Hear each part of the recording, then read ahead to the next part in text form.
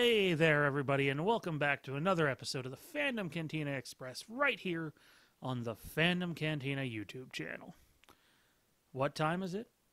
Well, it's time to get back to our coverage of the Halloween world premiere from the Toronto International Film Festival. We were lucky enough to be able to go there and cover it and get in and see the movie. And if you heard the first part of this review, which I hope you did, I hope you listened to that or watched that, depending on what platform you're on. If you haven't, go back and listen or watch that, and then come back and view this one. This is part 2 in our Halloween review series. Now, I know what you're thinking. Can we just get it all out in one video, do one 40-minute video? We could do that and then probably miss a bunch of things and not give things the credit that they deserve. We're not going to do that. So you get a Halloween review series where you get to wait for a video every couple of days and find out what's going on and what our thoughts are on the Blumhouse sequel to John Carpenter's original masterpiece from 1978. And today's topic in the second part of the Halloween review series is the man, the myth, the legend himself, the shape, the boogeyman. I'm running out of nicknames. Michael Myers. So there's a lot of portrayals of Michael Myers that I would say are less than stellar. There's some pretty good ones, and then there's Nick Castle from the original one who captures Michael in a way that has never been repeated. And, the effort that went into that, the direction that went into that. Hey, Nick. Yeah, John? Just go walk over there. Is that it? Yeah, go walk over there. You're fine. But what do I... No, Nick, just go walk. Go, Nick. Go. There's legendary stories about the filming of the first Halloween movie of John just telling Nick, go walk somewhere. Go walk over there. You're fine. So Nick, Nick really is the mastermind behind Michael Myers' movements. He came up with that character himself, really.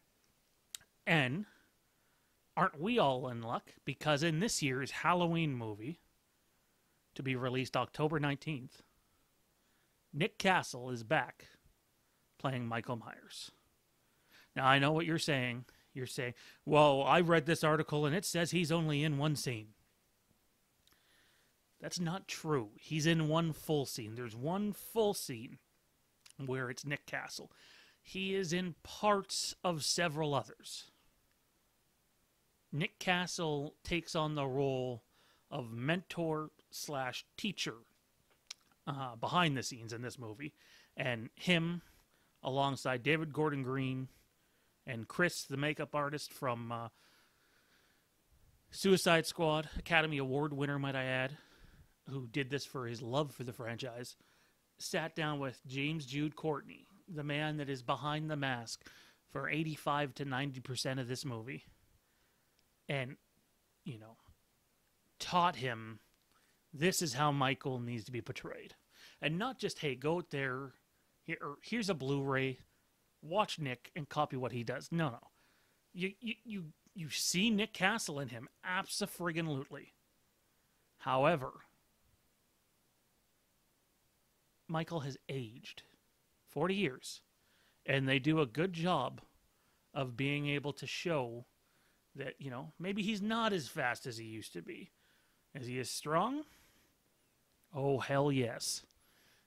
James Jude Courtney in this movie is fan-fucking-tastic. That's right. Fan-fucking-tastic. Mark it down. Write it down. The way that he moves through the shadows is very reminiscent to Halloween 1. And it's not like Rob Zombie's Halloween movies where he's just going around and just demolishing everything left and right. Now, I'm not saying there isn't violent kills in this movie, because there is. But you also get the methodical Michael Myers again, the guy that lays the bait to let the dummy walk into the trap. And that's all I'll say. That is all I'll say when it comes to that. Michael Myers' look in this movie is fantastic. The coveralls, the mask. Thank God we got the mask back. It's aged 40 years, but boy, does this feel like Michael Myers again. And when I think back to Halloween 4, which is probably my favorite Halloween movie, do I think it's the best? Not necessarily, but I think it's my favorite Halloween movie. The one thing that I just shake my head at is the mask. It's terrible. It's an awful mask. And that's not to bash people that collect the masks. I think if you have a collection of all the masks, then good on you. I'd love to. I own one, and it's the Halloween 6 mask. But this mask from this movie, David Gordon Green's movie, is fantastic. They did a beautiful job on it. And between the appearance of Michael Myers and the way Michael moves in the movie, the way Michael goes about his business in the movie, it's in the second trailer that debuted where he stops and he walks down the long driveway and he picks up the hammer and he goes into the house, reminiscent to Halloween 2. The movement is just so perfect, you know?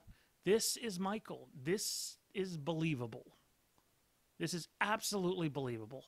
Some renditions of Michael Myers, not so much. Michael Myers is scary again in this movie. When I watch Halloween movies, I'm cheering for Michael. I'm not cheering for the other people. I'm cheering for Michael.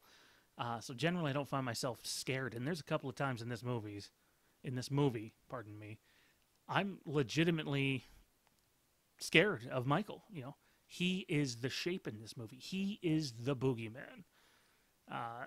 There's a method to his madness.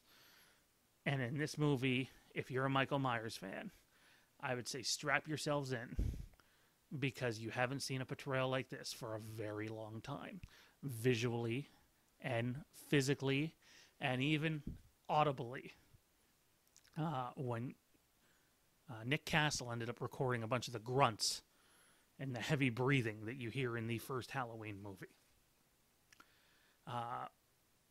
There's some things in this movie that don't work. There's a hell of a lot more that do.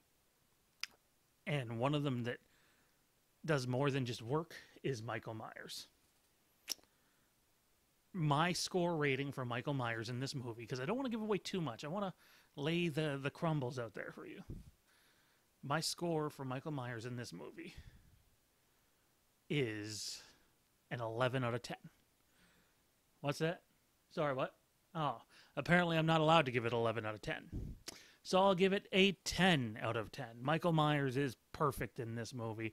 I would go as far to say, no matter what you think of the rest of the movie, and I think it's really good, Michael Myers is flawless in this movie, including, I want to point this out, I'm not a big fan of Michael not being masked in movies, and we see him unmasked in part of 1, we see him unmasked in 5, we see him unmasked in Rob Zombie's movies, but in this movie, the way they have James Jude Courtney looking, the damage that Michael took in that first movie, James Jude Courtney in that pure white gown, or white,